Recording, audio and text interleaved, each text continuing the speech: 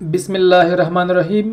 ډاکټر میر علي سادات یم او غواړم چې د طبي پریزنټیشنونو د سلسلې څخه کیس نمبر 692 چې عبارت له اکیوټ کرونری سایندروم او جی آی بلیډینګ څخه د ګرانو ډاکټر صاحبانو ته په داخل د افغانستان کې په پښتو ژبه وړاندې کړم. د یادونې وړ ده چې دغه پریزنټیشن یو ځل مخکې د محترم استاد محمد اکرم بابوري لخوا په دري ژبه ژباړل شوی او د ډاکټرز فار افغانستان د ویب سایټ، فیسبوک او یوټیوب د انټرنیټي پاڼو له لارې خپور شوی و. خدای دې وکړي چې دغه پریزنټیشن د ګرانو ډاکټر صاحبانو د توجه او استفادې وړ وګرځي. د تاریخچې او شکایت له نظره یو 9 کلنه میرمن چې د سهار راهیسې ورته دلبدي او ضعیفي پیدا شوې ده، کله چې سهار د خوبه راپاڅېدله د سرچرخۍ او په ځمکه د راغورځېدو احساس یې کوو. نوموړې مریضه همدارنګه شکایت کوي چې د مواد غایطه رنګ یې تغییر شوی یعنی تور شوی دی. دغه مریضه د زړه د ټکان، د خولې کولو، د سینې د درد څخه شکایت نه لري. د ریویو او سیستم له نظره برسیره پر هغه اعراضو چې مخکې ذکر شول، نوموړې مریضه د شارټنس اف بریث یعنی د نفس د تنګوالي او په پښو کې د پړسوب او د ګنګسیت څخه هم شکایت کوي. د پاست میډیکل هیستوري له نظره نوموړې مریضه هایپرټینشن، ډایابیټیس میلیټس، کرونری آرټري ډیزیز، ډیاسټالیک هارت فیلر، کرونیک رینل انسفیشنسي او اوستیوارترایټس لري. د پاست سرجیکل هیستوري له نظره نوموړې مریض په 2001 کال کې د کرونری آرټري ډیزیز په خاطر باندې سی ای بی جی اجرا کړې وه او همدارنګه یې ټوټل ابډومینل هیسټریکټومي وذ بایلټرل سلفینګ اوفورکټومي په 40 کلنۍ کې اجرا کړې وه.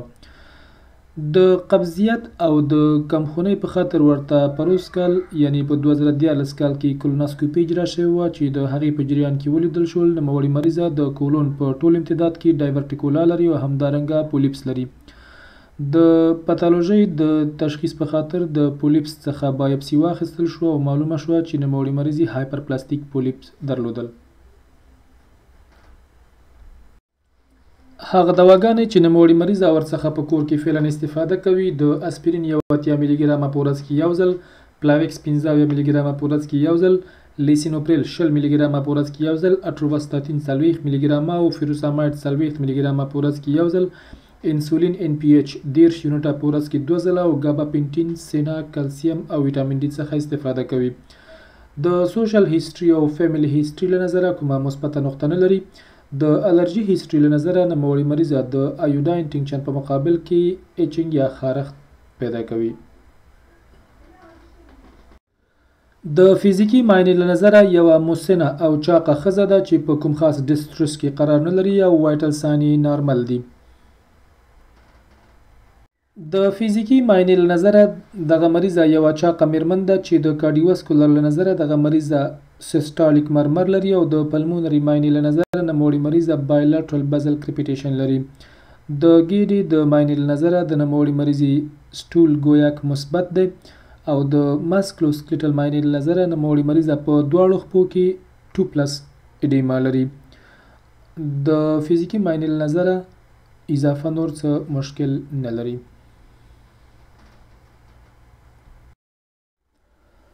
د لابراتواري معایناتو له نظره د نوموړې مریضې په سی بي سی کې انیمیا معلومیږي یعنی د نوموړې مریضې هیموګلوبین 9.1 او هیماتوکریت 28 دي. دغه مریضه ترومبوسایتوپینیا هم لري یعنی د پلیټلیټ اندازه 1,40,000 ده. د میتابولیکي معایناتو له نظره د نوموړې مریضې بي یو ان واویا او کریاتینین 1.8 دي یعنی دواړه پورته تللي دي. د ګلوکوز معاینه 206 یعنی مریض هایپرګلایسیمیا هم لري. د دغه مریضې د البومین اندازه 2.9 یعنی ښکته شوې ده. ټروپونین یې مثبت دي او د پروبین پی اندازه یې هم لوړه تللې. 3 میاشتې مخکې د دغه مریض د هیموګلوبین اندازه 12.1 چې د اوس په پرتله تقریبا 3 ګرامه تفاوت لري.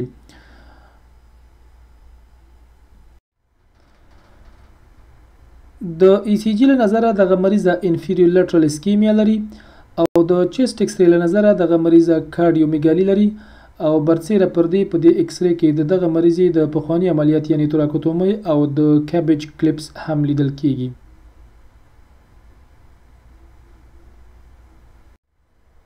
که په خلاصه ډول ووایو 9 کلنه میرمن چې د هایپرټنشن، ډیابیټیس میلیټیس او د کرونري آرټري ډیزیز پخوانی تاریخچه لري چې په دې خاطر په 2001 کال کې CABG هم اجرا کړې وه. دغه مریضه ډایورټیکولوزیز لري او د پری ساینکوپ اټک په لوحه کې تاسو ته راوړل شو. د دغه مریضې د غایطه موادو رنګ هم تغییر کړی یعنی تور ګرځېدلی. د دغه مریضې د ګویاک ټیسټ هم مثبت دی. په لابراتواري معایناتو کې دغه مریض د هیموګلوبین اندازه ښکته ده او ټروپونین یې په کم اندازه پورته تللی دي. د ستاسو له نظره د دغه مریض ډیفرنشل ډیاګنوز باید څه وي؟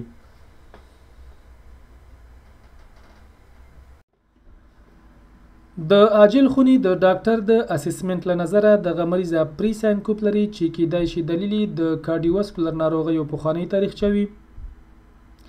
دویم، دغه مریض اپر جی آی بلیډینګ لري. دریم، دغه مریضه اکیوټ آن کرونیک رینل فیلر لري چې کیدای شي دلیل د ډیهایډریشن نه وي. په دې مریضه کې باید د اکیوټ کرونري ساینډروم او اریتمیا رول اوټ شي. د عاجل خونې د ډاکټر د پلان له نظره دغه مریضه په ټیلیمټري کې بستر کیږي او د ټروپونین CKMB EKG ورته هر 8 ساعته وروسته توصیه کیږي. که چیرته د ټروپونین اندازه پورته لاړه شي او په ECG کې د اسکیمیا په خاطر مثبت تغییرات ولیدل شي، نوموړي مریض ته باید انټي کواګولیشن هم شروع شي. دغه مریضه په دوامدار شکل د کارډیو مونیټورینګ لاندې ساتل کیږي او د ورید د لارې ورته نارمل سلاین 125 ملي لیتره په ساعت کې ورکول کیږي، په دې شرط چې د اوورلوډ په خاطر جدي د تعقیب لاندې ونیول شي. دغه مریض ته پروټون پمپ انهبیټرز هم ورکول کیږي او د دغه مریض اسپرین، پلاویکس او NPH انسولین ته ادامه ورکول کیږي. میټوپرولول 25 ملي ګرامه په ورځ کې 2 ځله او کریسټول 10 ملي ګرامه په ورځ کې 1 ځل د خوب په وخت کې ورکول کیږي. د DVT د پروفایلاکسس په خاطر دغه مریض ته وینوډاین بوټس توصیه کیږي. د دغه مریض په ارتباط د کارډیولوژي کنسلټیشن باید واخیستل شي. د کارډیولوژیست له نظره دغه مریض کرونري آرټري ډیزیز یعنی نن ST الیویشن MI لري. د کارډیولوژیست له نظره دغه مریض اسپرین 1 ملي ګرام ته په ورځ کې باید ادامه ورکړل شي او د مریض پلاویکس قطع شي. همدارنګه میټوپرولول، امډور او کریسټور ته هم ادامه ورکړل شي. که چیرته دغه مریض د هیموګلوبین اندازه د 9 څخه ښکته شي، نوموړي مریض ته باید ترانسفیوژن صورت ونیسي یعنی 1 یونټ پیکډ ریډ بلډ سیلز ورته ورکړل شي. چون دغه مریض د ګویاک ټیسټ مثبت دی، نو په دې خاطر باید د ګاسټروانټرولوژي کنسلټیشن هم واخیستل شي. دغه مریض پروټون پمپ انهبیټرز ته ادامه ورکړل شي. دغه سلایډ چې موږ تاسو ته د نوموړي مریض د بستر سیر راښیي. د دغه مریض وضعیت د شفاخانې د بستر په 3 ورځ باندې خراب شو. نوموړي مریض ته داسې استفراقات پیدا شول چې د وینې اندازه پکې زیاته او د استفراق د محتوا رنګ هم تور و. د مریض د فشار اندازه راښکته شو او د مریض د نفس قیدۍ اندازه زیاته شو او ګنګسیت ورته پیدا شو. د لابراتواري معایناتو له نظره د نوموړي مریض هیموګلوبین د 10.1 څخه 9.1 ته راښکته شول. د نوموړي مریض په ارتباط د میډیکل ICU سره کنسلټیشن وشو او د هغوی لخوا مریض ومنل شو. د میډیکل ICU د سټاف لخوا نوموړي مریض ته انټوبیشن اجرا شو او د انټوبیشن د تطبیق څخه وروسته نوموړي مریض یو بل د هیماتومیزز حمله هم تیره کړه. نو په دې خاطر نوموړي مریض ته د اوروګاسټریک ټیوب کیښودل شو او په رایټ فیمورل وین کې ورته ټریپل لومن کتیتر هم کیښودل شو.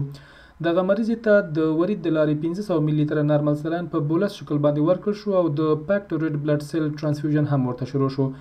د نوموړي مریض دغه وضعیت په ارتباط د هغه د فامیل سره خبرې وشوې. د میډیکل ICU په جریان کې د نوموړي مریض د ټروپونین اندازه آهسته آهسته پورته ولاړله. دغه مریض کرونري آرټري ډیزیز CABG او نن ST الیویشن MI لري. د مریض د ټروپونین او د EKG اندازه باید په دوامدار شکل معاینه شي. چون دغه مریض د ګاسټروانټرولوژي بلیډینګ لري، نو په دې خاطر اسپرین باید قطع شي. دغه مریض ته لوپریسور 15 ملي ګرامه د ورید د لارې هر 6 ساعته وروسته ورکول کیږي او فعلا باید پکې انواسیو انټرونشن صورت ونه نیسي ځکه د مریض عمومي وضعیت ښه دی او کله چې مریض سټابلایز شي د هغې څخه وروسته به تصمیم نیول کیږي. دغه مریض ته به نن ایکوکارډیوګرافي هم اجرا شي او د مریض دپاره د پیکډ ریډ بلډ سیلز ترانسفیوژن ورکول کیږي ترڅو د هیموګلوبین اندازه د 10 او هیماتوکریت اندازه د 10 په حدودو کې وساتل شي. د شفاخانې د بستر په جریان کې وروسته له دې چې د نوموړي مریض وضعیت یو اندازه ښه شو دغه مریض ته اپر جی آی انډوسکوپي اجرا شوه. د دغه انډوسکوپي په جریان کې ولیدل شول چې په انټرل ساحه کې یوه د 4 سانتي مترو په اندازه باندې قرحه موجود ده چې فعلا اکټیو بلیډینګ نه لري. د دغې قرحې د څنډو څخه بایپسي واخیستل شوه ترڅو مالیګننسي رول اوټ شي. د ګاسټرونټرولوژیست لخوا توصیه وشوه چې د نوموړي مریض اسید باید سپریس وساتل شي او په دې خاطر باید پروټون پمپ انهیبیټر ته ادامه ورکړل شي. د پاتالوژي تر راپور پورې انتظار وایستل شي. هغه کلینیکي نقطې چې د دغه جالب کیس څخه یې باید په یاد ولرو په لاندې ډول دي. د ایکسپرټ کنسنسس ډاکومنټ چې د امریکن هارت اسوسییشن او د امریکن کالج اف ګاسټرونټرولوژي په مشترکو هڅو په سرکولیشن مجله کې په نشر ورسېده داسې ریکامنډیشن کوي چې که چیرته کلوپیډوګریل ځان ته استعمال شي او یا اسپرین ځان ته استعمال شي او یا دوی دواړه په یو مریض کې په مشترک ډول استعمال شي د جی آی بلیډینګ خطر زیاتوي. هغه ناروغان چې مخکې جی آی بلیډینګ درلوده د انټي پلیټلیټ تداوی سره د دوی د جی آی بلیډینګ زیاتیږي. هغه ناروغان چې د هغوی عمر زیات دی او په عین وخت کې د انټیکواګولانت سټیراید او د انسیډ څخه استفاده کوي او یا د ایچ پایلوري انفیکشن ولري په دیو کې د جی آی بلیډینګ چانس زیات دی. د میډسکیپ د ډاټابیس د یوې مطالعې په اساس 2049 داسې مریضان چې هغوی د جی آی بلیډینګ درلوده او عمرونه یې د 40 او 44 کالو ترمنځ د 2000 کال او 2000 کال ترمنځ د مطالعې لاندې ونیول شول. هغه ګروپ اشخاص چې هغوی د اسپرین 15 یا 300 ملي ګرامو څخه استفاده کوله په هغوی کې د جی آی بلیډینګ اندازه د 1.8 چنده زیاته و نظر هغه چاته چې د اسپرین څخه استفاده نه کوله.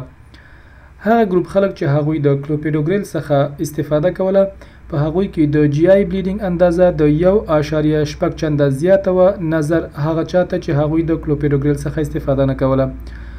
او په هغه ګروپ خلکو کې چې اسپرین یې د نورو دواګانو سره یو ځای اخیستل نظر هغه اشخاصو ته چې اسپرین یې په تنهایی ډول اخیستل نتیجې په لاندې ډول وي. هغه ګروپ خلک چې اسپرین یې د کلوپیډوګریل سره یو ځای اخیستل د جی آی بلیډینګ اندازه پکې 2 چنده نظر هغه چاته زیاته و چې اسپرین یې په تنه ډول اخیستل. او هغه ګروپ خلک چې هغوی اسپرین د اورال انټیکواګولانت دواګانو سره یو ځای اخیستل د جی آی بلیډینګ اندازه پکې 2 چنده زیاته و نظر هغه چاته چې اسپرین یې په تنه ډول اخیستل. او هغه ګروپ خلک چې اسپرین یې د لو یا میډیم ډوز انسیډ سره یو ځای اخیستل په دوی کې د جی آی بلیډینګ اندازه 2.3 چنده زیاته و نظر هغه چاته چې هغوی اسپرین په تنه ډول اخیستل. او هغه ګروپ خلک چې هغوی اسپرین د های ډوز کورټیکوسټیراید سره یو ځای اخیستل په دوی کې د جی آی بلیډینګ اندازه د 4.43 چندو په اندازه باندې زیاته و نظر هغه چاته چې اسپرین په تنهایی ډول اخیستل.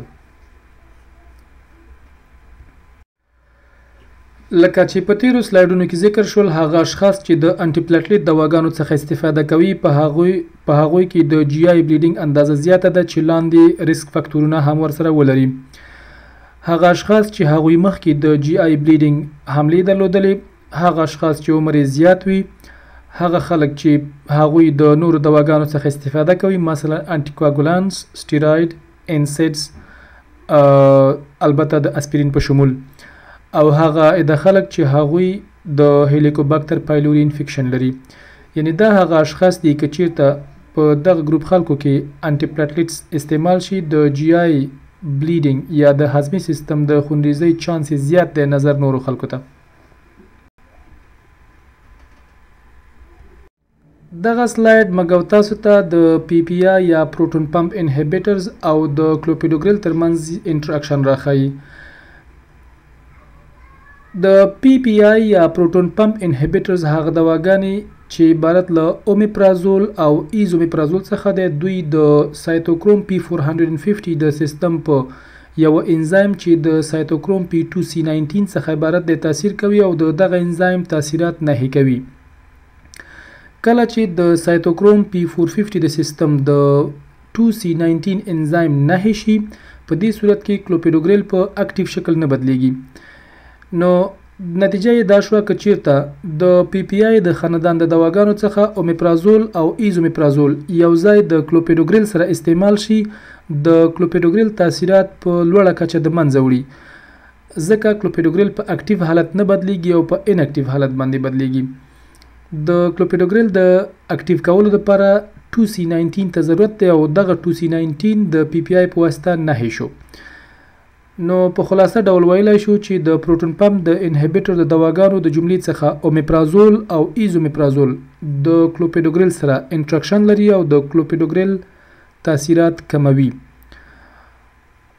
بر علاوه پر دې پانټوپرازول چې د پی پی آی د خاندان یو دوا ده دا تاثیرات نه لري یعنی پانټوپرازول په سی سایتوکروم پی 450 سیستم تاثیر نه لري یعنی سایتوکروم P2C19 نه نهي کوي او کله چې دا نهي نه کی نو په کلوپیډوګریل باندې هم تاثیر نه لري نو په خلاصه ډول موږ ویلای شو چې موږ د پی پی آی د خاندان څخه موږ کولای شو چې پانټوپرازول د کلوپیډوګریل سره یو ځای استعمال کړو د بل پلوه د پراسوګریل او د اومیپرازول ترمنځ کوم انټراکشن صورت نه نیسي ځکه د پراسوګریل میتابولیزم د هایدرالیزس د لارې صورت نیسي او د پروټون پمپ انهبیټر دواګانې چې 2C19 نه کاوه په پرازوګریل باندې تاثیر نه لري نو په دې خاطر من کولای شو چې د پی پی آی دواګانې د پرازوګریل سره استعمال کو کم انټراکشن نه رامنځته کیږي په اخر کې د ټولو هغه ډاکټر صاحبانو څخه چې تر اوسه یې دغه جالب کیس زموږ سره تعقیب کړ یو نړۍ مننه کوم خدای دې وکړي چې دغه پریزنټیشن د ګرانو ډاکټر صاحبانو د توجه او د استفادې وړ وګرځي د ډاکټرز فار افغانستان دغه پروګرام یوازینی موخه او هدف په افغانستان کې د ګرانو ډاکټر صاحبانو د علمي سویې لوړوالی دی د دغه پروګرام د لا بهتروالي په خاطر د ستاسو همکارۍ نظریاتو او پیشنهاداتو ته اړتیا لرو که چیرته کوم نظر او پیشنهاد لرئ نو لطفاً د محترم استاد ناصر اوریا چې د ډاکټرز فار افغانستان د ویب سایت فیسبوک او یوټیوب د انټرنیټي پاڼو مدیر مسؤل او چلونکی دی د هغه د ایمیل د لارې nasir.oria@yahoo.com تماس نیولای شئ د بل پریزنټیشن پورې مو په لوی الله سپارم الله مو مل